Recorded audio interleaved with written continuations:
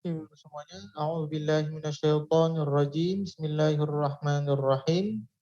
Assalamualaikum warahmatullahi wabarakatuh. Waalaikumsalam warahmatullahi wabarakatuh. Waalaikumsalam warahmatullahi wabarakatuh. Rabbi shrah li sadri wa yassir li amri wahlul 'uqdatam min lisani yafqahu qawli. Allahumma salli wa sallim ala sayyidina Muhammad wa ala ali Muhammad walhamdulillahi rabbil alamin. Alhamdulillah ibu-ibu yang dirahmati dan diberkahi oleh Allah Subhanahu wa taala. Pertama sekali mari kita bersyukur kepada Allah Subhanahu wa taala. Alhamdulillah siang hari ini Allah masih berikan kita nikmat iman, nikmat Islam, nikmat kesehatan dan kesempatan.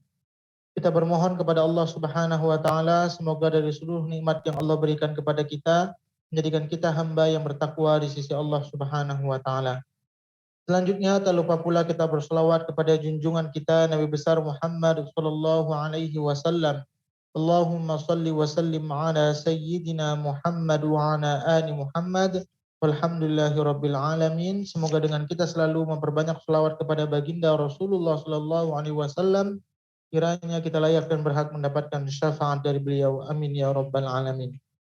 Alhamdulillah ibu-ibu semuanya, kita masih melanjutkan Tadabbur Al-Baqarah 221. Ayat ini terjadi sering dalam kehidupan kita. Kita sering melihat fenomena yang terjadi di lapangan. Banyak orang yang menikah itu berbeda akidah. Padahal kalau kita selaku umat Islam, sudah jelas ada dalil yang melarangnya. Wala tankihul musyrikati hatta yu'min. Jadi jangan nikahkan seorang musyrikat, sini ayat ini, janganlah kamu nikahkan perempuan. Jadi kalau perempuan itu dinikahkan ya Bu ya, beda kalimatnya, satu wala tankihu, wala tungkihu. Tankihu dengan tungkihu. Karena bedanya kalau laki-laki itu bisa menikah dengan dirinya sendiri. Sedangkan perempuan itu harus dinikahkan baik dengan wali. Maka jangan kamu nikahkan perempuan musyrik itu sampai dia beriman. Dan ini terjadi di dalam kehidupan kita. Sering kita terkadang melihat orang menikah yang berbeda agama. Dan itu dalilnya sudah jelas. Baik walinya, baik yang menikahkannya itu dilarang. Walaupun itu atas dasar kecintaan dan itu tidak boleh. Sehingga di dalam ayat ini dikatakan, walaupun seandainya ada hamba sahaya atau budak yang tidak menarik hatimu akan tetapi dia beriman kepada Allah Subhanahu wa taala, itu jauh lebih baik. Kenapa? Kalau seandainya seorang hamba menikah dengan yang berbeda agama, itu bisa mengantarkannya kepada nerakanya Allah Subhanahu wa taala, baik neraka dunia maupun neraka akhirat. Apa itu maksudnya neraka dunia? Tidak terjalinnya hubungan rumah tangga yang baik ketika dia menjalani rumah tangga ketika di dunia. Itulah pentingnya satu pemahaman, satu akidah, itulah pernikahan, ikatan yang menyamakan. Bukan sekedar menggabungkan badan, tapi bagaimana menggabungkan pikiran, cita-cita, akidah, semuanya disamakan. Dan itulah tujuan dari pernikahan.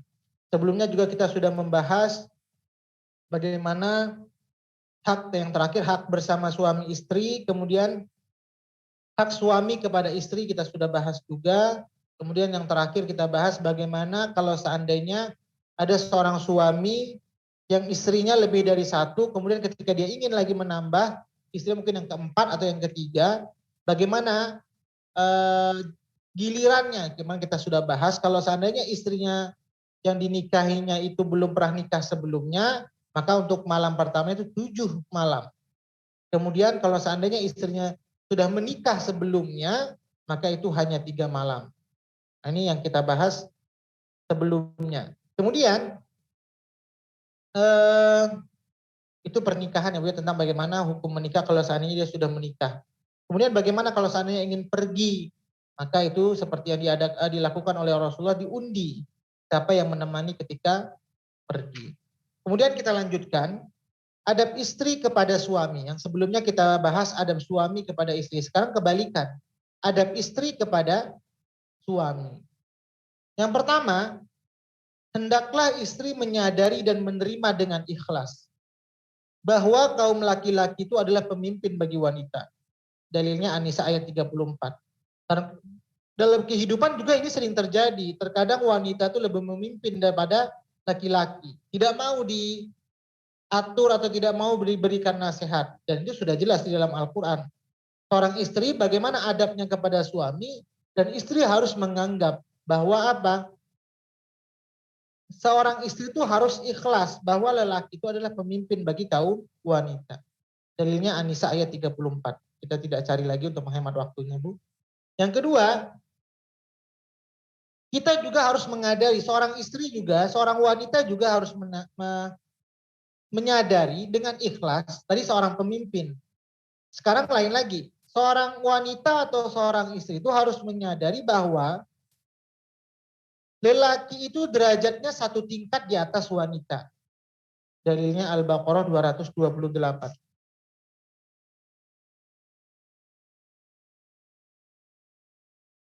Kemudian, adab seorang istri kepada suami yang ketiga, seorang istri harus mentaati suaminya, apa yang diperintahkan oleh suaminya, selagi suami itu tidak memerintahkan kepada kemaksiatan.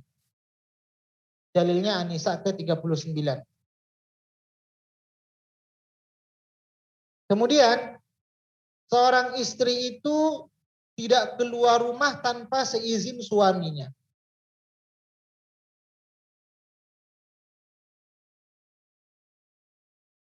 Kemudian, adab seorang istri kepada suami, seorang istri itu harus tinggal di tempat rumah kediaman yang sudah disiapkan oleh suaminya.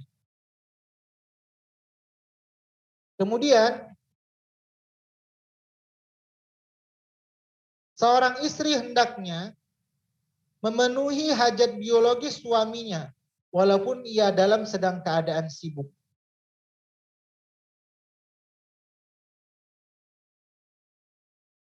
Kemudian, istri hendaknya mendahulukan, ini dalam hadis semua penjelasan beliau, tadi hadis Muslim, sekarang hadis Tirmizi. Istri hendaknya mendahulukan hak suami atas orang tuanya. Allah Subhanahu wa taala mengampuni dosa-dosa seorang istri yang mendahulukan hak suaminya daripada hak orang tuanya.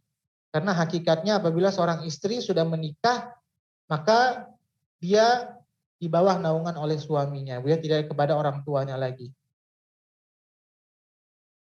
Kemudian,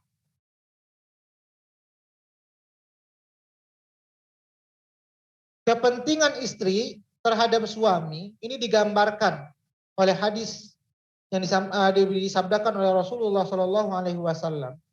Seandainya dibolehkan sujud sesama manusia, maka aku akan perintahkan istri bersujud kepada suaminya.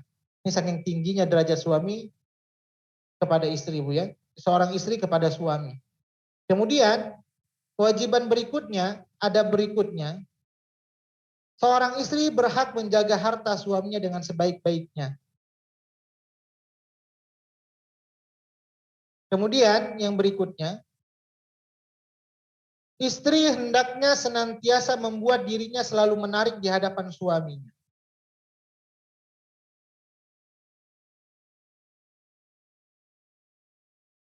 Berikutnya lagi, istri wajib menjaga kehormatan suaminya, baik di hadapannya atau di belakang ketika dia tidak berada di dekat suaminya. Dalilnya An-Nisa 34.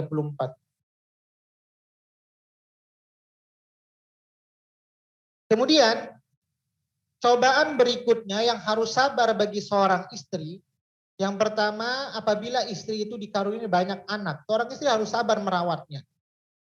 Jangan nanti ini banyak anak nih bagaimana bantu saya kepada suami, akhirnya suka marah-marah. Dan ini juga seorang istri harus sabar. Kalau seandainya dikaruniai oleh Allah Subhanahu wa taala banyak anak, dan seorang istri harus sabar. Kemudian seorang istri juga harus sabar apabila sedikit harta. Ini cobaan-cobaan bagi seorang istri.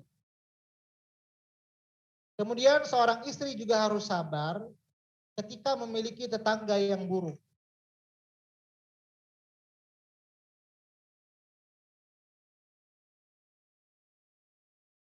Kemudian apalagi harus sabar apabila memiliki seorang istri yang suka berkhianat. Itu seorang suami juga harus sabar, ya.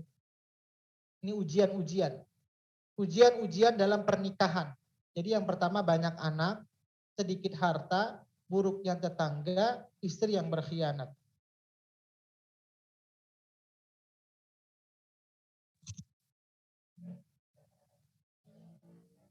Kemudian wanita dan laki-laki mukmin wajib menundukkan pandangan mereka dan menjaga kemaluan mereka. Dalilnya An-Nur 30-31. Dan inilah di antara keluarga itu memiliki kewajiban-kewajiban. Tadi kalau seandainya, wah kalau gitu tidak adil dong. Contoh, boleh tidak ibu seorang istri ingin puasa sunnah atau seorang istri ingin iktikaf ke masjid, ini kita sudah bahas sebelumnya tentang puasa, tentang iktikaf, tidak seizin suaminya. Atau tadi apabila ingin keluar harus seizin suaminya. Boleh tidak ibu? Bagaimana Ustaz? Saya Ya, sedang menulis tadi. dulu kita pernah Tidak bahas boleh tentang Pak Ustadz. puasa, kemudian tentang iktikaf, tentang keluar rumah tidak boleh. Nah kalau gitu seakan-akan perempuan terkekang mau apa-apa harus izin suaminya. Kalau kita lihat logika seperti itu Bu ya. Rasulullah sebenarnya ada kebalikannya juga itu Bu. Rasulullah itu Bu, kalau beliau ingin sholat malam, beliau itu sholat malam sholat sunnah ya Bu ya. Contoh qiyamul lail atau tahajud. Rasulullah itu kalau beliau ingin qiyamul lail atau ingin sholat malam, beliau itu selalu membangunkan istrinya. Bangunnya untuk apa? Bukan mengajak sholat juga, tapi minta izin. Saking begitulah akhlak Rasulullah. Wahai istri atau wahai siapa nama istri Rasulullah, wahai istriku, contohnya istri itu ketika itu Sayyidina Aisyah. Rasulullah ketika ingin sholat malam, beliau minta izin, membangunkan. Bolehkah saya izin untuk sholat malam? Ketika istrinya mengizinkan, baru Rasulullah sholat malam. Alasannya kenapa Ibu? Sama tadi kalau puasa harus minta izin suami. Kalau keluar rumah harus minta izin suami. Kalau itikaf harus izin suami. Sekarang Rasulullah kalau ingin sholat malam dia minta izin suami. Alasannya kenapa Ibu? Minta izin istri, Ustaz. Ya Ibu. Rasulullah minta izin istri, bukan minta izin suami. Ya Rasulullah minta izin suami. Kalau tadi kan yang Istri, puasa, Rasulullah minta izin istri. keluar rumah istri minta izin suami. Sekarang Rasulullah kalau mau sholat malam, dia minta izin istrinya. Oh, biar nggak ganggu. Lagi tidurnya nyak. Ya kalau seandainya dibangunkan malah terganggu Ibu seharusnya. Nah, Oh, alasannya, karena itu haknya istrinya, malam-malam ya, enggak. karena seorang istri itu berhak ketika tidur ditemani oleh suaminya, kewajiban. Maka ketika suami meninggalkan tempat tidur, meninggalkan istri, seorang suami itu adabnya minta izin ke istrinya.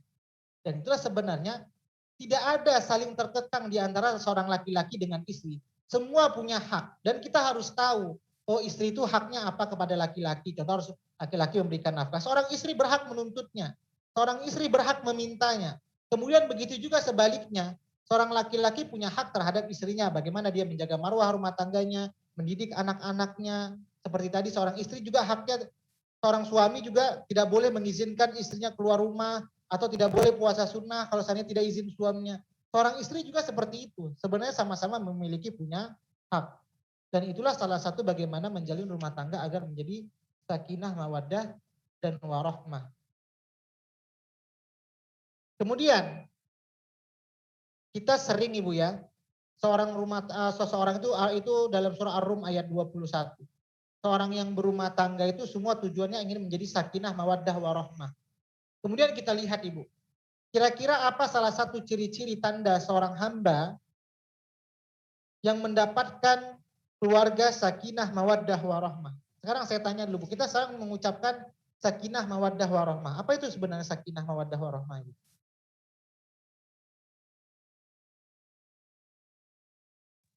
Ketenangan di keluarganya. Iya.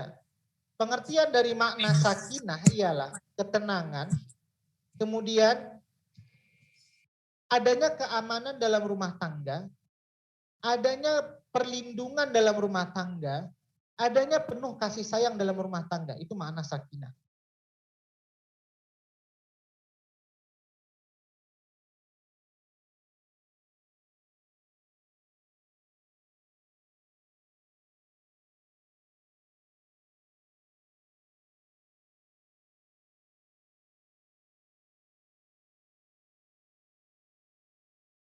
Kalau warahmah rahmat dari Allah ya. Apa Ustaz? Nah, Mawadah. kalau mawadah adalah, kalau diterjemahkan mawadah secara bahasa Arab ya Bu, cinta yang didorong oleh keinginan hawa nafsu seorang lawan jenis. Ketika itu setiap makhluk Allah kiranya diberikan sifat itu. Maka yang dikatakan mawaddah itu adalah keinginan seorang suami istri untuk mendorong melampiaskan hawa nafsunya. Sehingga apa? Terjalinnya rumah tangga yang baik. Itulah namanya mawaddah. Jadi kalau seandainya ada seorang suami atau seorang istri tidak mau diajak hubungan dengan suaminya atau seorang suami juga, maka itu tidak tercipta mawaddah. Jadi ada dorongan manusiawi. Jadi mawaddah itu, kalau tadi sakinah dorongan ketenangan, kenyamanan dalam rumah tangga. Sedangkan mawaddah itu adalah dorongan hawa nafsu selaku manusiawi. Itu mawaddah. Sedangkan rahmah apa itu Bu? Orang dikasih Allah, cinta yang dikasih Allah gitu apa gimana? Ustaz, rahmat Allah, kasih sayang Allah. Ya. Rahmah itu adalah bisa kita kaitkan seorang hamba itu ingin mengharapkan ampunan, anugerah, karunia, rahmat, dan rizki juga dari Allah Subhanahu wa Ta'ala. Dan itulah pengertian dari rahmah. Jadi seorang hamba yang ketika sudah berumah tangga, dia sudah dapat ketenangan, biologisnya tersalurkan, akan tetapi tidak cukup. Seorang hamba yang menikah itu dia harus patuh terhadap perintah Allah, mengharap karunia Allah, adanya cita-cita untuk kecenderungan kepada agama. Nah seperti itu Bu ya. Jadi ada orang yang sudah menikah, berumah tangga, pada tujuan dari rumah tangga itu adalah ibadah. Akan tetapi ketika sudah ada pernikahan berjalan, tidak ada suasana ibadah di dalam rumah. Nah, dan itulah tidak terciptanya rumah tangga yang sakinah, mawaddah, warahmah. Sekarang kita juga sering melihat, ini pernah saya sampaikan dulu pengajian ibu-ibu. Seorang hamba itu selalu ingin berharap menciptakan rumah tangga yang istilahnya itu dikatakan baiti jannati, Ibu ya. Rumah tanggaku adalah surgaku. Kenapa? Karena orang yang membangun rumah tangga itu ia berharap dengan rumah tangga itu ada suasana ibadah sehingga orang yang berada di dalam rumah tangga tersebut bisa menuju surga, baik surga dunia maupun surga akhirat. Sedangkan di ayat 221 tadi, kalau seandainya ada orang yang berumah tangga dengan berbeda akidah, maka sesungguhnya dia mengantarkan neraka dunia dan neraka akhirat. Sedangkan seorang hamba itu ketika ia menikah ingin mendapatkan kebahagiaan dunia dan kebahagiaan akhirat, yaitu seakan-akan seperti sudah ada suasana surga di dunia dan surga di dunia ini terbawa kepada akhirat. Lalu Allah menggambarkan, dalam itu istilahnya dikatakan baiti jannati, rumahku adalah surgaku. Di dalam Al-Quran, Allah menggambarkan rumah tangga yang baik itu seperti rumah tangga, seperti rumah lebah. Kemudian rumah tangga yang buruk itu diumpamakan oleh Al-Quran adalah seperti rumah apa dulu, masih ingat dulu pernah saya sampaikan ini. Laba-laba Ustaz. Rumah apa Ibu? Laba-laba. Rumah laba-laba. Rumah tangga yang baik itu adalah seperti perumpamaan rumah lebah. Sedangkan perumpamaan rumah tangga yang buruk itu adalah perumpamaan seperti laba-laba. Itu dalilnya kalau seandainya lebah itu dalam surah Al-Ankabut, dalam surah An-Nahl ayat ke-68. Bahwa rabbuka ilan nahli anittakhidhi minal jibali buyutan. Ada kata-kata rumah, baitun, buyutan. An-Nahl ayat 68. Sedangkan yang diumpamakan seperti rumah tangga yang buruk itu seperti rumah tangga laba-laba. Itu dalam surah Al-Ankabut ayat ke-41.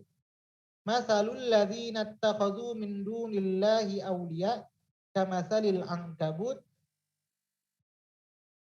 wa inna awhanal buyuti labaitul ankabut law kanu ya'lamun. Perumpamaan orang-orang yang mengambil perlindungan selain Allah seperti laba-laba yang membuat rumah, dan sungguh rumah yang paling lemah atau yang paling buruk adalah rumah laba-laba sekiranya mereka mengetahui. Sekarang kita mengambil pelajaran bagaimana agar terciptanya rumah tangga yang sakinah, mawaddah, dan warahmah. Kemudian menciptakan generasi yang terbaik. Yaitu kita ambil pelajaran dari lebah. Apa salah satu pelajaran yang bisa kita ambil dari lebah?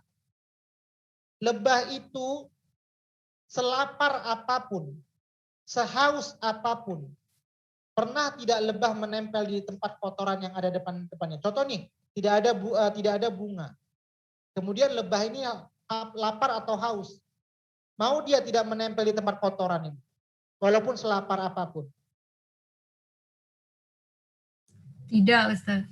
Tidak, Bu ya.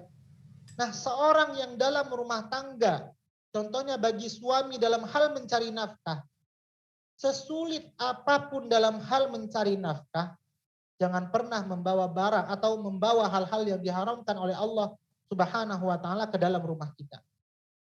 Dan inilah pelajaran seharusnya yang kita ambil. Jadi kata Quran, rumah tangga yang paling baik itu adalah rumah tangga seperti lebah. Karena apa? Selapar apapun, sehaus apapun, sesulit apapun lebah dalam mencari makanannya, dia tidak akan pernah hinggap di tempat yang buruk. Dan itulah seorang hamba dalam hal mencari rizki, mencari nafkah. Seorang pemimpin rumah tangga, sesulit apapun mencari nafkah, jangan mau cari ambil jalan pintas. Terkadang ada orang menggunakan istilah, cari yang haram saja susah, apalagi cari yang halal. Nah, ini ada orang memudah-mudahkan, cari yang haram saja susah, apalagi cari yang halal. Nah, itu orang yang sudah membalikkan. Sebenarnya banyak yang halal di dunia ini, asal ia mau bekerja. Maka inilah filosofi rumah tangga yang harus kita ambil dari bagaimana dari binatang lebah yang kecil. Allah itu tidak ingin memperumpamakan yang besar-besar, Ibu. Tidak mungkin melihat yang indah seperti laut rumah tangga, indah seperti pegunungan, tidak. Allah mengumpamakan seperti binatang yang kecil. Dari binatang yang kecil itu kita banyak mengambil pelajaran dalam hal rumah tangga. Itu yang pertama. Kemudian, ini kita masih berkaitan dengan lebah. Ketika lebah hinggap di tempat yang baik-baik, kemudian apa yang dihasilkannya, Ibu? Madu. Yang baik juga. Begitulah dalam hal rumah tangga, kalau kita ingin menciptakan keluarga sakinah, mawaddah, warahmah. Apabila seorang suami, apabila mungkin seorang istri juga bekerja, membawa uangnya juga ke rumah, seorang suami membawa hasil dari kerjanya juga ke rumah dengan hal-hal yang baik, maka akan tercipta keluarga yang taat, dimudahkan oleh Allah beribadah. Kemudian Allah berikan keturunan yang baik. Kenapa? Kalau yang bersih masuk dalam tubuh kita, maka Allah mudahkan kita untuk bergerak dalam hal ketaatan. Tapi kalau seandainya yang kotor masuk dalam tubuh kita, maka akan berat kita melaksanakan kebaikan-kebaikan, Ibu. Dulu saya pernah ceritakan ke ibu-ibu, bagaimana kisah orang tuanya, Imam Ash-Shafi'i, Muhammad bin Idris, ketika masih mudanya beliau, pergi menuntut ilmu. Ini ketika beliau belum berumah tangga, belum menikah. Ketika beliau menuntut ilmu, ini sering saya ulang-ulang cerita kisah ini. Bagaimana menciptakan rumah tangga yang dahsyat luar biasa, keturunan yang dahsyat luar biasa. Muhammad bin Idris itu ketika beliau pergi menuntut ilmu, beliau melihat ada buah apel yang hanyut. Padahal buah apel itu sudah hanyut, bukan dia mencuri. Walaupun seandainya ia biarkan, buah apel itu akan busuk dengan sendirinya juga. Tapi bagaimana Muhammad bin Idris As-Syafi'i, karena mungkin ada godaan syaitan, akhirnya ia ambil karena lapar dan haus. Kalau dia minum air sungai itu tidak masalah. Kenapa? Karena air sungai dengan air laut itu tidak ada yang punyanya. Jadi dalam dunia ini ada sesuatu kalau seandainya kita ambil tidak perlu kita izin. Contoh mau ambil air sungai 1 ember atau air laut 1 ember. Kita tidak perlu izin ke negara ya Bu ya. Karena itu sudah milik umum. Nah tapi kalau seandainya buah apel ini pasti ada yang punya nih. Di tanah siapa, di lahan siapa. Maka ketika itu Muhammad bin Idris karena saking laparnya beliau ambil. Tapi karena beliau orang yang soleh luar biasa, beliau terbayang. Orang yang memakan barang haram, maka balasannya Allah akan masukkan bara api neraka ke dalam perut mereka. Lantas ketika terpikir seperti itu, apa yang dilakukan Muhammad bin Idris? Beliau membatalkan perjalanannya untuk pergi menuntut ilmu. Kemudian beliau cari siapa yang punya dari buah apel tersebut. Mengikuti arus sungai. Kemudian dia dapati orang tua yang memiliki kebun apel tersebut. Kemudian beliau minta izin. Engkau ikhlaskankah buah apel ini saya makan? Apa jawab beliau? Tidak ikhlas. Lantas bagaimana mendapatkan keikhlasan tersebut? Muhammad bin Idris harus kerja. Kerjanya berapa tahun? 3 tahun tidak digaji. Kemudian karena ketakutannya, barang yang sedikit haram masuk ke tubuhnya dia rela agar mendapatkan keikhlasan dari yang punya kebun tersebut. Akhirnya sudah kerja 3 tahun, dia tanya lagi kepada yang punya kebun tersebut, belum ikhlas. Tambah lagi satu syaratnya, ia harus menikahi istri yang punya anak yang dari punya kebun tersebut. Dan ia sampaikan kepada kakek tersebut yang punya kebun, anaknya tuli, anaknya bisu, anaknya cacat. Akhirnya ketakutan juga Muhammad bin Idris. Ini ceritanya saya singkat-singkat saja Ibu ya. Kemudian karena takut dari dosa yang ia kerjakan sedikit satu gigitan tadi, ia relakan tetap dia menikah dengan wanita yang disampaikan kakinya cacat, tangannya cacat, telinganya tidak bisa mendengar, matanya buta. Akhirnya apa? Ketika menikah, lain rencana Allah Subhanahu wa taala. Rupanya ia mendapatkan wanita yang solehah, yang kakinya tidak pernah berangkat ke tempat maksiat, yang tangannya tidak pernah berbuat maksiat, yang telinganya juga tidak pernah mendengar hal-hal yang dilarang oleh Allah Subhanahu wa taala. Matanya juga tidak pernah melihat hal-hal yang dilarang oleh Allah Subhanahu wa taala. Kenapa hikmahnya? Karena satu, menjaga makanan yang dilarang oleh Allah Subhanahu wa taala. Maka kalau kita lihat kenapa para rasul itu tidak pernah minta izin untuk berjuang, minta izin untuk tidak berdakwah. Rasulullah itu tidak pernah minta cuti, ya Allah. Kalau saya masih banyak minta cutinya, biar kemarin saya cuti juga. Mohon maaf Ibu. Kalau para rasul itu tidak pernah minta cuti untuk berdakwah. Apapun tantangannya, apapun hambatannya. Kenapa? Karena para rasul itu satu, menjaga dari hal yang dilarang oleh Allah Subhanahu wa taala yaitu makanan. Makanya ya ayyuhar rusulu kulu minat thayyibati wa'malu shalihah. Kenapa para rasul itu istiqomah dalam hal berdakwah? Kenapa para rasul itu mudah untuk segala melakukan apapun? Karena satu, menjaga yang masuk dalam diri kita. Dan inilah sama-sama harus kita jaga, Bu. Kita semua ibu-ibu, saya juga mungkin dulu saya belum punya anak, saya dulu juga belum punya istri. Sekarang saya juga punya anak, sudah punya istri. Kita sama-sama menjaga apa yang masuk dalam tubuh kita, apa yang masuk dalam diri kita. Kenapa? Karena itu akan mempengaruhi bagaimana generasi kita ke depannya. Dan itu juga salah satu menciptakan bagaimana menjadi keluarga sakinah mawaddah warahmah. Ketika Muhammad bin Idris menikah dengan istri tersebut, siapa yang lahir dari diri mereka? Yaitu Imam Asy-Syafi'i. Jadi Muhammad bin Idris seterusnya bin Ismail bin Asy-Syafi'i yang terakhirnya. Jadi namanya sampai ke kakek-kakeknya semuanya. Sehingga apa? Apa kehebatan Imam Syafi'i yang ia miliki? Apapun yang terdengar oleh Imam Asy-Syafi'i semua bisa terhafal tanpa perlu duduk untuk menghafal. Kemudian apapun yang terlihat Imam Syafi'i, walaupun ia tidak sengaja melihatnya, itu langsung tersimpan di otak. Terkadang kita menghafal Qurannya Bu ya berkali-kali, bahkan sampai capek menghafalnya nggak lengket-lengket. Maka ini satu sebabnya. Jadi kalau ditanya, apa yang membuat ibadah kita menjadi istiqomah? Apa yang membuat kita mudah untuk beramal dengan kebaikan-kebaikan, untuk sholat, untuk baca Quran, apapun itu semuanya, cek makanan yang masuk dalam tubuh kita. Kalau seandainya masuknya baik, maka keluarnya akan baik. Dan itulah bagaimana dari lebah mengajarkan filosofi lebah dalam kehidupan kita, menciptakan keluarga sakinah mawaddah warahmah. Lihatlah bagaimana lebah masuknya baik dan keluarnya juga baik. Itu yang kedua. Jadi yang pertama, lebah selalu mencari nafkah dalam hal kebaikan, sehingga yang dihasilkannya juga baik. Berikutnya yang ketiga, apa filosofi dari lebah Ibu? Adanya aspek solidaritas dari lebah ya Bu ya. Adanya kerjasama dari lebah antara satu dengan yang lainnya. Begitu juga dalam hal rumah tangga. Suami dengan istri tidak nyambung, tidak ada kesepakatan.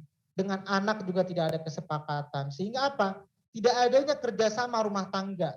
Sehingga apa? Selalu terjadi percekcokan. Ribut sana, ribut sini. Kenapa? Karena tidak adanya kesesuaian. Satu ini, satu itu, satu ini, satu tidak mau ini, satu tidak mau itu. Kenapa? Karena kurang adanya kerjasama. Dan lebah itu memiliki kerjasama. Sehingga mereka luar biasa dalam satu kesatuan. Kemudian lebah itu salah satu kerjasamanya apa? Dia tidak mau diganggu, dia tidak mau mengganggu, akan tetapi kalau seandainya dia diganggu, dia bekerja sama. Begitu juga dalam rumah tangga, Ibu ya. Jangan kita mengganggu orang lain atau jangan kita mengganggu keluarga orang lain. Apalagi sempat mengganggu suami orang atau mengganggu istri orang. Nah, itu juga tidak boleh ya Bu ya. Kenapa? Tanamkan seperti lebah.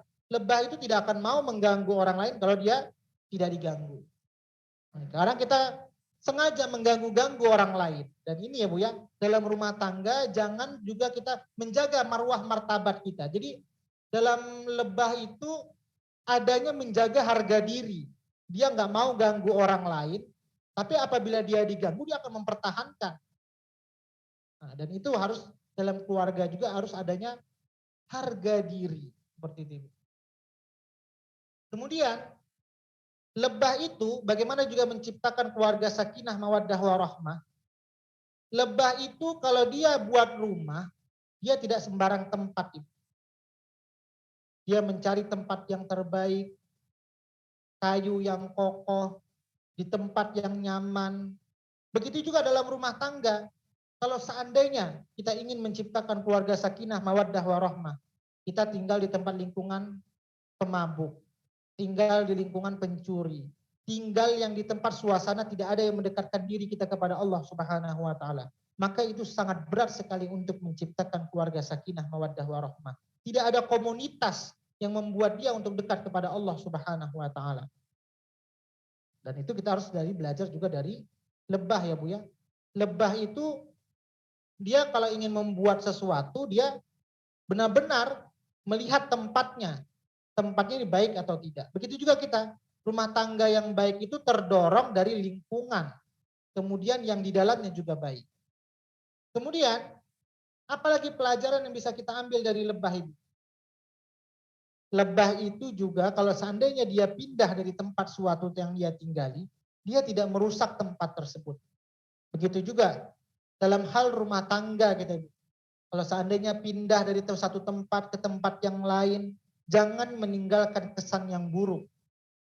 Kenapa? Karena itu juga salah satu merusak terhindarnya kita dari keluarga sakinah mawaddah warahmah. Kenapa? Kalau seandainya sakinah tadi ketenangan ya Bu ya. Kita tinggal contoh di komplek A.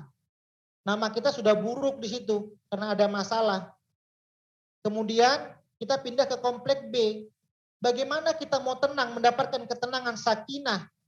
Kalau seandainya dalam kehidupan kita diceritain orang saja, oh si Anu tuh dia di komplek A tuh suka begini. Di B dia tuh suka berbuat seperti ini. Sulit kita untuk mendapatkan ketenangan. Itulah kata Quran. Kalau seandainya seorang hamba ingin mendapatkan keluarga sakinah, mawaddah warahmah, lihatlah bagaimana filosofi dari rumahnya lebah, dari binatang lebah. Bisa dipahami sampai sini Bu, bagaimana filosofi binatang lebah? Ini dulu pernah saya sampaikan ke ibu semuanya. Kemudian, Pak Ustaz. bagaimana dikatakan rumah tangga yang buruk itu? Quran mengumpamakan seperti filosofi rumahnya laba-laba. Laba-laba itu bagaimana? Yang pertama, laba-laba itu selalu kalau buat rumah sembarangan. Kadang dia buat di WC, mana-mana tempat yang kira-kira sudut jarang diapakan, dia buat rumah di situ. Maka seorang juga kalau ingin menciptakan keluarga sakinah mawaddah warahmah, asal-asal saja. Dia tidak lihat lingkungannya, dia lihat tidak orang sekelilingnya. Bagaimana dia mau ciptakan keluarga sakinah mawaddah warahmah? Tinggal di lingkungan mungkin pencuri, rumahnya selalu diganggu oleh pencuri. Tidak ada ketenangan ia dapatkan dalam rumah tersebut. Selalu ada merasa was-was, ketakutan. Susah jadinya. Dan laba-laba selalu ya seperti itu. Selalu buat rumah sesuka hati. Kemudian yang membuat sarang laba-laba itu siapa Ibu? Yang jantan atau betina Ibu? Betina. Laba-laba itu yang buat sarang itu adalah betina. Kenapa? Terbalik. Dalam kehidupan ini yang mencari nafkah itu adalah laki-laki. Akan tetapi, kalau kita lihat filosofi dari laba-laba, betina itu jauh lebih aktif dalam mencari nafkah. Maka dia sudah kebalikan. Jadi Kalau seandainya perempuan yang mencari nafkah, laki-laki di rumah saja tidur-tiduran, itu juga akan tidak tercipta menjadi keluarga yang harmonis, sakinah mawaddah warahmah. Sedangkan tadi laki-laki itu adalah pemimpin bagi rumah tangga. Seperti itu Bu ya.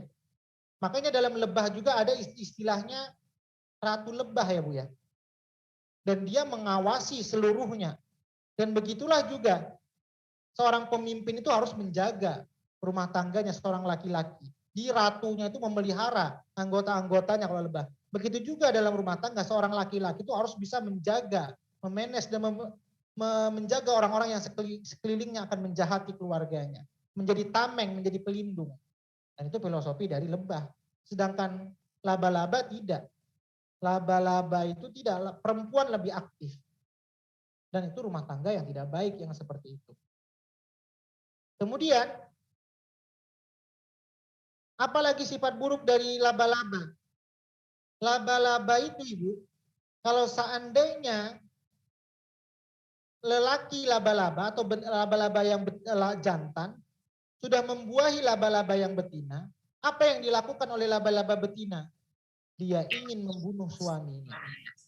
Sehingga apa yang dilakukan suaminya? Ketika dia sudah membuahi si betina, laki-laki itu akan kabur, tidak akan mau balik lagi ke sarangnya. Dan inilah seorang wanita juga Ibu. Kalau seandainya ingin terjadi keluarga sakinah, mawaddah, warahmah dalam lingkungan rumah tangga kita, jangan jadikan dulu sebelumnya saya sampaikan adab-adab kepada seorang istri kepada suami. Contoh ingin sesuatu, suami baru pulang kerja, tiba-tiba langsung merepet, langsung minta ini, nyampaikan semua permasalahan. Bagaimana seorang laki-laki ingin betah di rumah? Maka ciptakan bagi seorang istri, suami kita itu betah di rumah. Kita harus tahu apa yang disukai oleh pasangan kehidupan kita. Seorang suami harus paham apa yang disukai oleh seorang wanita. Seorang wanita juga harus tahu apa yang disukai oleh suaminya. Dan itu salah satu terciptanya keluarga sakinah, mawaddah, warahmah.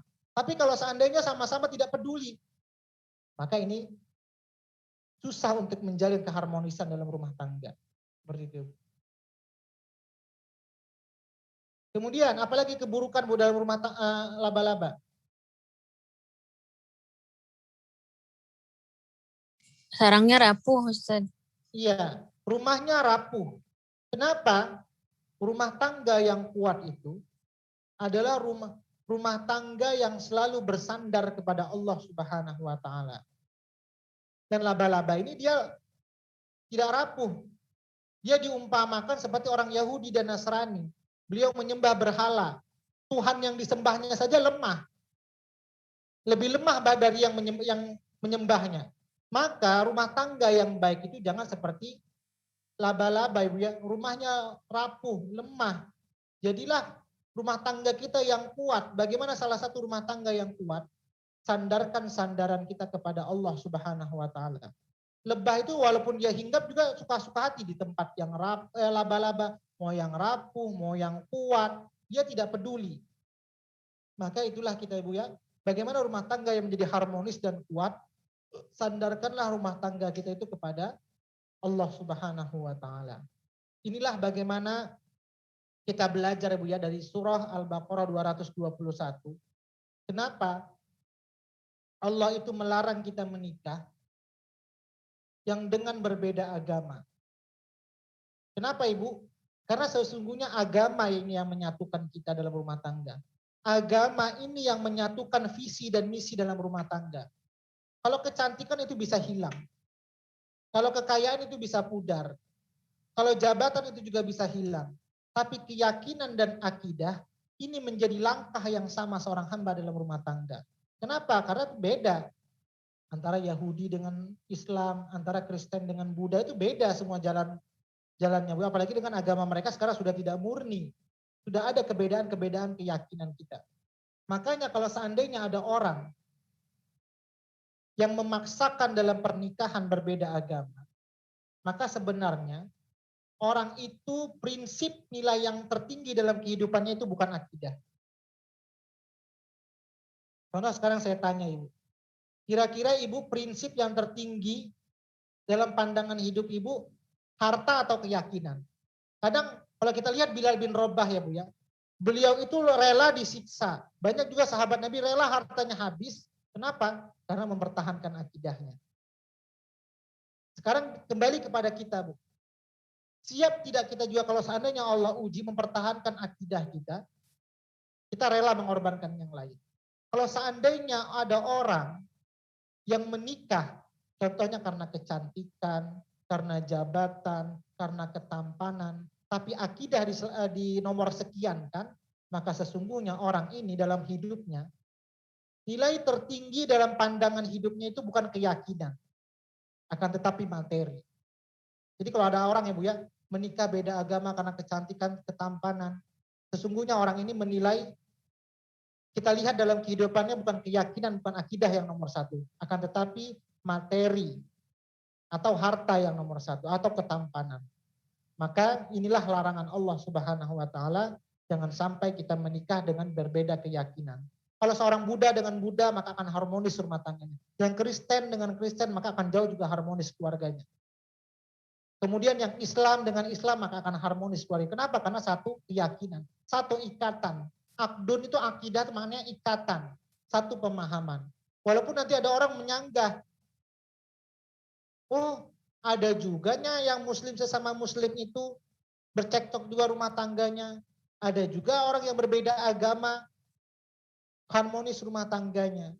Belum tentu, mungkin dia anggap harmonis, tapi akan sewaktu-waktu ada celah yang bisa untuk menggugurkan rumah tangga tersebut. Salah satunya mungkin ketika dia punya anak. Anak ini mau dididik bagaimana? Secara Islamkah atau agama lainkah? Ini akan menjadi permasalahan yang banyak. Kemudian hukumnya secara Islam juga dia bisa dikatakan perzinahan.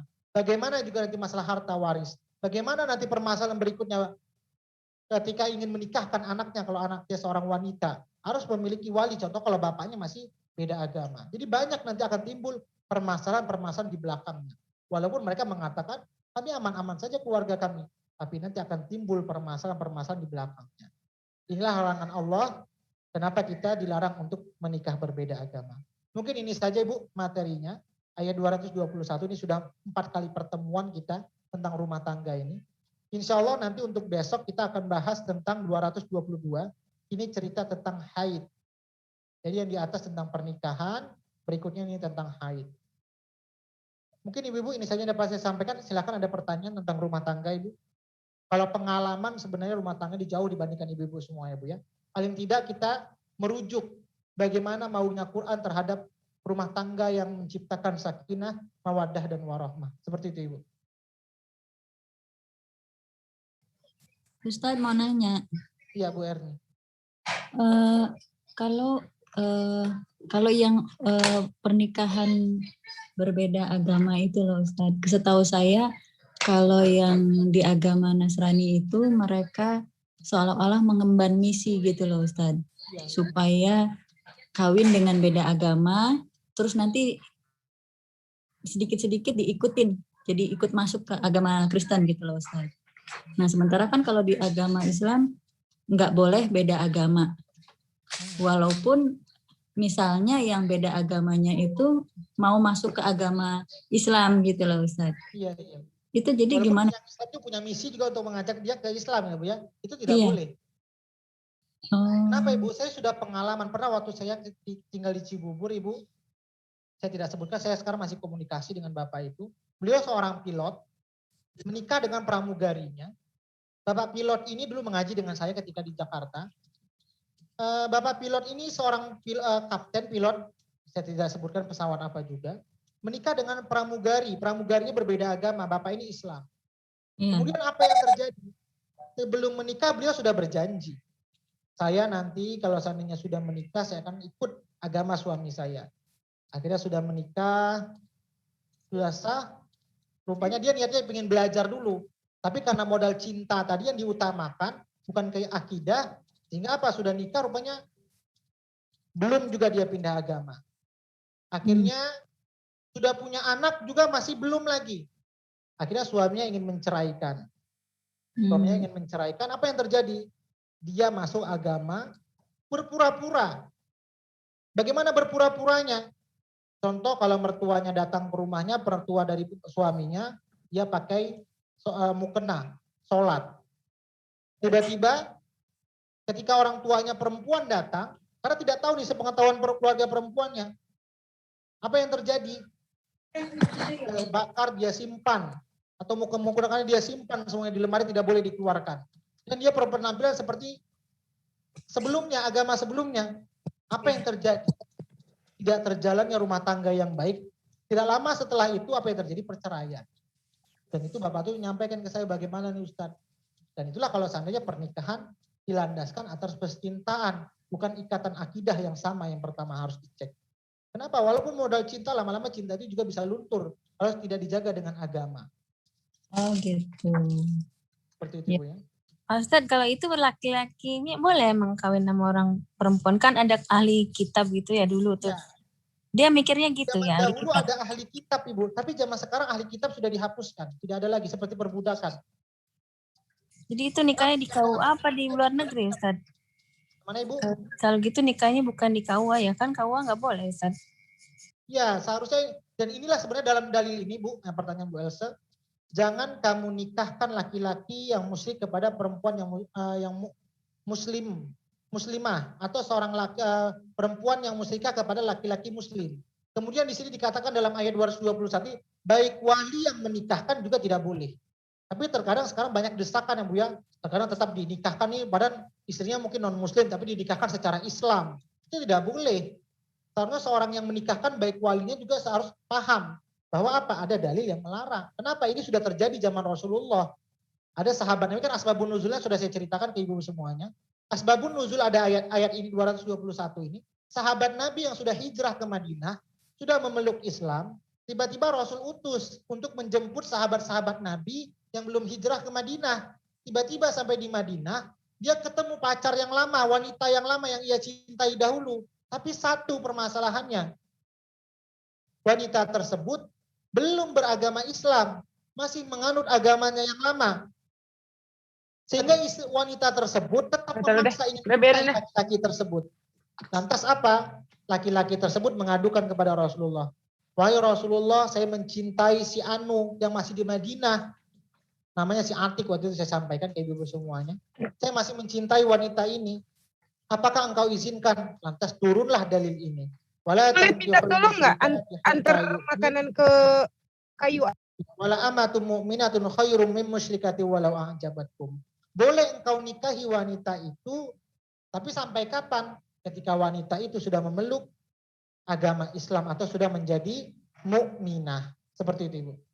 Jadi kalau pertanyaan Bu Elsa nggak boleh. Walinya yang menikahkannya juga tidak boleh.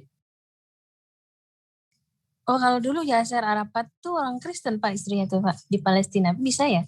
Mana Ibu? Yasser Arafat tuh yang Palestinian tuh dia istrinya orang Kristen Pak. Kok aneh ya? Ya wallahu a'lam Ibu. Ya, tapi sebenarnya nggak boleh kan? Tidak boleh, ini dalilnya Ibu.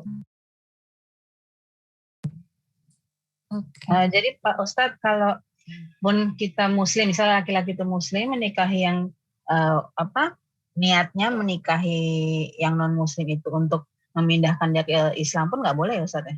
Tidak boleh, kecuali kalau dia benar-benar sudah Islam. Makanya pernah saya terjadi tahun saya terakhir saya berangkat ke Hong Kong.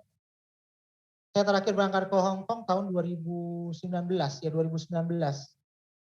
Saya berangkat ke Makau. Kemudian saya disuruh menikahkan di sana. Orang Filipina dengan orang Indonesia. Kemudian saya disuruh mengislamkan. Sekarang saya tanya ketika saya disuruh mengislamkan di Makau ketika itu. Saya disuruh mengislamkan, ketika disuruh mengislamkan saya tanya, pindah agamanya ini atas keridhaan hati, keinginan hati atau karena Allah, atau karena syarat pernikahan? Lantas laki-lakinya menjawab, kebetulan laki-lakinya orang Filipina ketika itu, beliau yang ingin masuk Islam. Beliau menjawabnya, saya pindah agama ini karena saya ingin menikahi dia. Jadi syaratnya itu bukan karena Allah, karena tujuannya untuk menikahi. Maka ketika itu saya langsung mengatakan, maaf saya tidak bisa menjadi saksi dan saya tidak bisa untuk mensyahadatkan. Kenapa?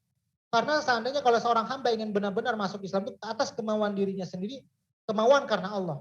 Kalau seandainya karena pernikahan saja, karena istrinya menuntut dia mau menikah dengan laki-laki tersebut kalau dia Islam. Sehingga laki-laki tersebut pindah. Alasannya bukan karena Allah, tapi atas kecintaan, dia cinta kepada wanita tersebut, dia pindah Islam. Lantas ketika itu saya tidak mau. saya tidak jadi. Nanti saya katakan kalau seandainya ingin mensyahadatkan atau menjadi saksi, silakan cari orang lain.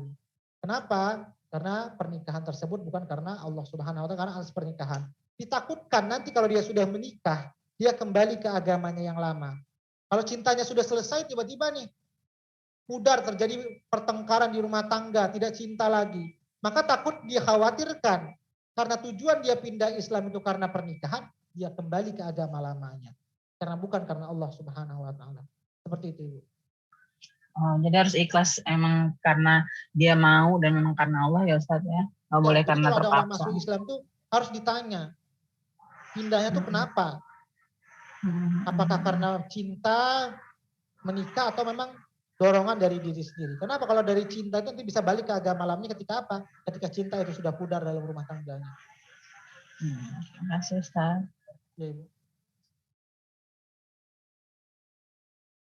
Oh lagi Ustadz, kalau ini yang sering terjadi lah ya, pasti di semua rumah tangga ada.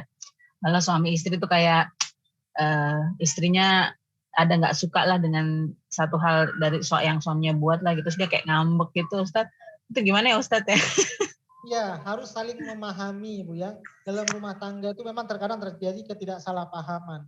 Yang pertama, antara suami istri harus ada saling mengalah. Kemudian adanya saling selalu sama-sama minta maaf. Terkadang kan ego, Bu. Ego, dia tidak mau minta maaf sehingga terjadi seperti itu terus. Adanya saling mudahnya dari lisan kita untuk mengucapkan maaf. Jadi kalau ada tersalah paham, kita langsung minta maaf. Nah, ngambek sebentar boleh nggak sih Ustadz? Ya, kadang-kadang kan suka gitu karena gengsi. Misi kita lagi dalam rumah tangga seperti itu, tujuan kita. Terkadang ya ada kesalahpahaman atau seperti apa. Tapi langsung minta maaf ya, itu menjadikan itu lebih besar ya, Bu ya. Dan itu juga adabnya. Ketika seorang suami istri ada bermasalah, jangan pernah sampaikan masalah kita itu di depan anak kita. Ini dulu sebelumnya sudah saya sampaikan juga sebelumnya, Bu ya. Bahkan di kamar kita juga kalau seandainya ada terjadi masalah, jangan sampai suara percekcokan itu keluar dari kamar kita. Terkadang kan kalau kita marah atau menjelekkan suami di depan anak, memarahi suami atau istri juga di depan anak, sehingga anak apa yang terjadi? Dia akan gampang meringankan atau meremehkan kedua orang tuanya. Pak Ustadz, Ustadz tadi kan itu hak suami untuk minta izin misalnya bangun mau sholat tahajud, dibangunin. Terus hak yang sama nggak istri kalau istri mau keluar dari kamar tidur malam-malam minta izin juga gitu, sama haknya? Suami ada sama haknya. Suami ada hak kepada istri untuk. Suami ada haknya juga. Jadi seorang suami istri itu untuk menemani itu ada bagian kewajiban. Tapi kalau dia mengerjakan sunnah, maka harus minta izin. Sama seperti puasa, itikaf seperti itu. Jadi kalau sudah menjadi kebiasaan, suami sudah maklum, contoh istri sudah paham kebiasaan suami saya seperti ini, itu tidak masalah. Oh, jadi kalau jadi bisa kebiasaan baru gitu, meninggalkan kamar tidur. Ini keberatan seorang suami pingin sholat malam atau seorang istri pingin sholat malam. Sedangkan istrinya lagi minta ditemanin ini, nggak mau. Oh. Maka dia harus lebih mengutamakan menemani dibandingkan dia harus sholat malam. Jadi utamanya harus saling komunikasi, saling paham dulu ya. Iya benar. Karena di situ ada hak-hak kan, hak. Jadi hak istri, hak suami harus dihargai gitu, dipenuhi. Iya. Oh, jadi kalau malam itu memang misalnya tidur itu memang sudah menjadi hak kewajiban gitu ya. Itu jadi ibadah maksudnya. Kalau kita mengerti itu suatu ibadah, maka akan jadi ibadah gitu ya Pak Ustadz ya. Benar Ibu. Kalau kita paham bahwa tidurnya seorang suami istri bagian dari ibadah, itu sebenarnya kita sudah paham. Maka ketika kita ingin melakukan ibadah lain, kita harus minta izin. Boleh nggak saya sholat atau saya mau puasa sunnah. Walaupun kayak ngobrol sebelum tidur itu juga bisa jadikan ibadah ya Pak. Iya. Sebenarnya kalau orang yang paham Ibu, makanya setan itu kenapa selalu ingin berusaha itu dalam surah Al-Baqarah kita sudah bahas juga dulu Bu. Al-Baqarah ayat ke-102. Setan itu yang paling utama menggoda manusia itu bagaimana bisa menceraikan manusia. Itu godaan setan, bukan berzina, bukan mencuri. Bukan setan itu menggoda, wah ini bagaimana si A ini supaya berzina. Si A ini supaya merampok. Si A ini supaya jadi ini. Tidak. Setan itu yang paling semangat dan paling getol menggoda manusia itu bagaimana seorang insan, seorang manusia itu bisa bercerai dalam rumah tangganya. Kenapa? Karena ibadah yang paling panjang itu adalah pernikahan. Dikatakan dalam hadis, orang yang belum menikah dengan orang yang sudah menikah ketika sholat berjamaah itu beda keutamanya. Seperti 40 kali juga dikatakan perbedaan kali lipatnya. Kemudian seorang yang sudah menikah kalau seandainya dia saling bercanda atau ketika pegang tangan itu juga bagian dari ibadah. Tapi kalau diniatkan ibadah, tapi terkadang kan kita tidak ya Bu ya. Jadi bercandanya seorang suami istri itu kalau seandainya diniatkan untuk tujuan keharmonisan untuk mencapai sakinah, ketenangan dalam rumah tangga, maka itu akan menjadi ibadah walaupun dia bercanda. Jadi segala hal yang dilakukan oleh suami istri walaupun itu sederhana itu bisa menjadi ibadah. Sehingga itulah para syaitan ingin menggoda manusia yang paling pertama bagaimana dia bisa bercerai. Kalau sudah bercerai banyak dampaknya Bu. Pertama, mungkin seorang laki-laki itu bisa melakukan zina. Karena sudah tidak ada lagi istrinya. Atau melampiaskan kesuntukannya, kesetresannya dengan mabuk-mabukan. Sehingga bisa berdampak yang lain-lainnya. Kalau sudah rumah tangganya rusak. Anak juga bisa terlantar, sehingga tidak terurus. Anak bisa nanti lari kemana, diurus orang lain. Jadi dampaknya bisa kemana-mana. Maka dikatakan hadis, abghadul halal illa talaq. Ada sesuatu yang dihalalkan oleh Allah. Apa itu dihalalkan, diperbolehkan? Talak. Akan tetapi kata Allah, aku membencinya. Diperbolehkan tapi Allah benci. Seperti itu Bu. Oh ya, pokoknya walaupun kelihatan remeh misalnya sebelum tidur ngobrol, terus pada satu saat istrinya tuh males dengerin dia ngoceh mulu gitu. Ke dapur aja, udah bosen gitu. Itu sebenarnya gak boleh ya Pak, maksudnya. Seorang Kalau suami kita ngerti. mendengarkan curhatan istri, permasalahan anak, permasalahan mungkin masakan di dapur, kompor gas habis. Sebenarnya itu ibadah kalau benar-benar kita ingin mendengarkannya. Tapi terkadang kan kita nggak mau. Saya udah capek ini pulang ke rumah dengar curhatan istri lagi. Tidur aja lah, tutup telinga aja. Tapi kalau seorang suami yang memahami itu bagian dari ibadah, maka dia akan menikmati. Bayangkan ketika istri curhat kita sedang beribadah mendapatkan pahala. Maka dia akan menikmati curhatan seorang istri. Atau suami juga seperti itu. Oh jadi ya kan misalnya suaminya atau istrinya bilang, lebih baik saya ngaji daripada dengar dia ngomel gitu Ustaz. Nggak boleh, sebenarnya sama-sama ibadah dua-duanya ya Pak Ustaz ya? Ya benar Ibu. Dan kadang sampai ke sana kita yang tidak sampai. Bilang, alah ini pulang kerja sudah merepet-merepet, aduh pulang kerja ini udah banyak kali yang mau disampaikan, lu nanti istirahat dulu. Itu juga sebenarnya momennya harus penting. Tapi ketika seorang istri ingin menyampaikan sesuatu yang terjadi, seorang suami berhak mendengarkannya. Seperti itu. Harus mendengarkannya. Baik Dan Ustaz. seorang istri juga ketika dinasehati oleh seorang suami, berhak dia untuk mendengarkannya selagi nasihat itu tidak mengantarkan kemaksiatan kepada Allah. Ya Ustaz, terima kasih. Iya, Bu. Ada lagi Bu? Kalau tidak ada, mungkin materi ini karena sudah kita bahas semuanya bagaimana kewajiban istri, bagaimana pernikahan rukun-rukunnya, yang kemudian bagaimana kita sudah bahas juga masalah kemarin juga anak angkat, semua sudah kita bahas. Kemudian masalah harta warisnya kita sudah bahas karena sudah 4 kali pertemuan ini tentang pernikahan. Insya Allah nanti besok kita akan lanjutkan tentang haid. Ini juga masih bagian kaitan hukum fikih. Jadi wa yas'alunaka 'anil mahid, para sahabat Nabi itu bertanya apa sih sebenarnya haid itu, nanti akan dijelaskan dalam tafsir ayat 222. Oke Ibu semuanya, kalau tidak ada pertanyaan saya cukupkan sampai di sini. Mohon maaf kemarin saya tidak bisa mengajar Ibu ya, karena mungkin ada keperluan dari pagi sampai sore ke sana kemari. Sekali lagi saya mohon maaf kepada ibu-ibu semuanya, selama saya mengajar mungkin banyak libur-liburnya. Mudah-mudahan ibu semuanya memaafkan atas ketidakpuasan ibu-ibu mungkin ketika saya mengajar banyak liburnya. Nggak apa-apa Ustaz, maklum. Ini Pak Ustaz. Ya apa Pak Ustaz, dimaklumin. Oke ibu-ibu, insya Allah kalau tidak ada pertanyaan lagi, ini saja mungkin dapat saya sampaikan. Kita berharap kepada Allah Subhanahu Wa Taala, Allah jadikan keluarga kita keluarga yang sakinah, mawaddah, warahmah. Allah kumpulkan kita di dunia bersama keluarga kita. Kita berharap juga kepada Allah Subhanahu Wa Taala, ditempatkan kita yang sama, kita bertemu dengan istri kita, bertemu dengan suami ibu semuanya, bertemu dengan anak-anak kita semuanya di tempat surga yang sama. Dan Allah jadikan keluarga kita ini menjadi keluarga yang saling mengingatkan dalam hal ketaatan, bukan saling mengingatkan dalam hal menjauhkan kita kepada Allah Subhanahu wa taala. Karena tujuan dari ibadah itu adalah ujung akhirnya seorang hamba itu semakin dekat kepada Allah Subhanahu wa taala, bukan semakin jauh dari Allah Subhanahu wa taala. Kalau tujuan ibadah itu untuk mendekatkan kepada Allah Subhanahu wa taala, kita cek kita sudah berapa tahun berumah tangga, Ibu? 2 tahun, 3 tahun, kalau saya mungkin mau jalan 2 tahun. Mungkin ibu-ibu ada yang 10 tahun, ada yang 15 tahun, bahkan ada yang 20 tahun, ada yang 30 tahun. Kalau dikatakan ibadah rumah tangga itu harus kita cek. 20 tahun ibadah kita, apakah semakin jauh sama Allah atau semakin dekat sama Allah? Kalau seandainya kita sudah berumah tangga 5 tahun, 10 tahun semakin jauh dari Allah Subhanahu wa taala, berarti ada yang salah dari visi rumah tangga kita. Kenapa? Karena tujuan dari rumah tangga itu adalah titik akhirnya kita semakin dekat dengan Allah Subhanahu wa taala.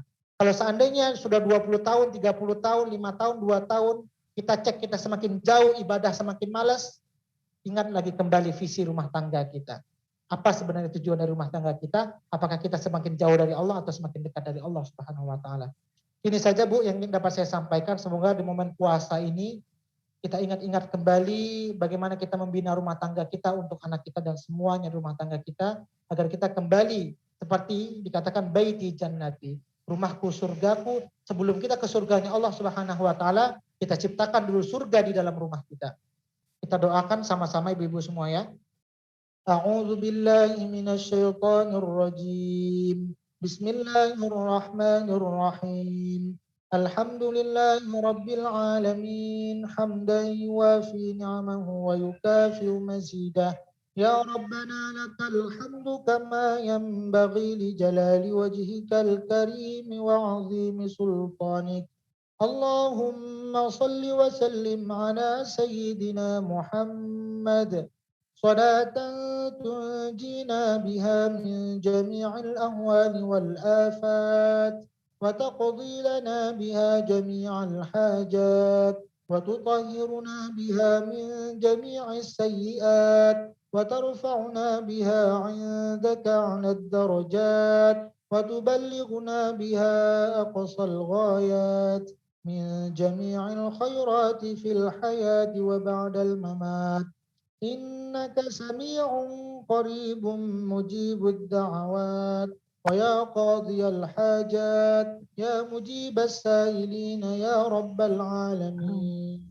اللهم إنك عفو كريم. اللهم إنك عفو كريم. اللهم إنك عفو كريم تحب العفو فاعف عنا يا كريم. ربنا آتنا في الدنيا حسنة وفي الآخرة حسنة وقنا عذاب النار. وصلى الله على سيدنا محمد وعلى آله وصحبه وسلم. سبحان ربك رب العزة عما يصفون وسلام على المرسلين والحمد لله رب العالمين. Alhamdulillah, ini saja yang dapat saya sampaikan. Lebih kurangnya mohon maaf. Assalamualaikum warahmatullahi wabarakatuh.